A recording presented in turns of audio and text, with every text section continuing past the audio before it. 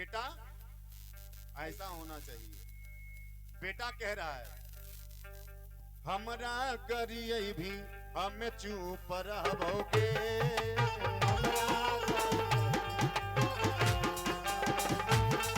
अरे बनमो नहीं बने भी तैयो चुप रहोगे।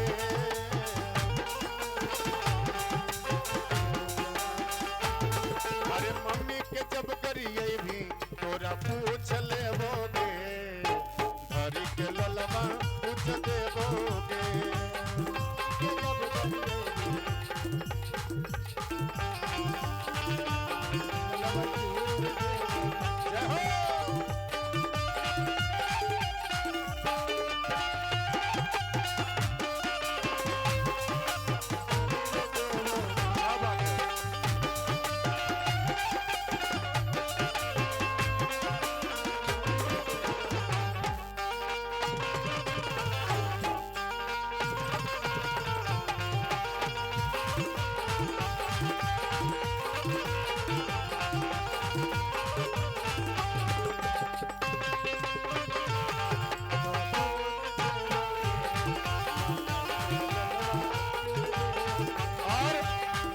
बेटा ने कहा कि जरूर हो तोगे, भरपूर हो तोगे, तोर सोचल के सपना में चूर चूर हो तोगे, चूर चूर हो तोगे।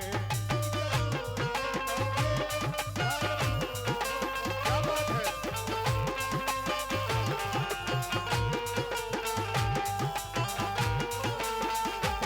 कि जरूर हो तोगे,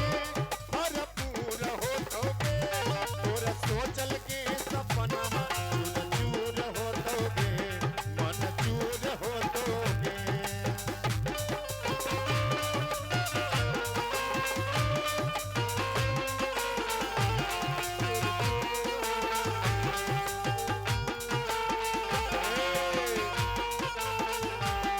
अरे हमारा करिए भी हम चुप रहोगे,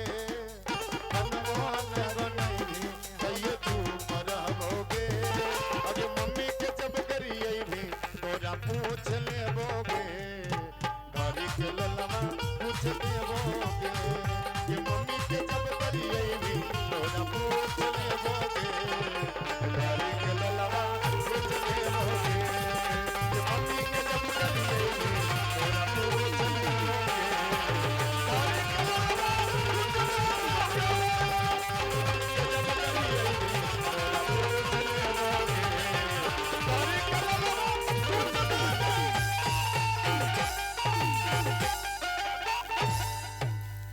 बोल साचे दरबार की। क्या नाम बताएं माता जी?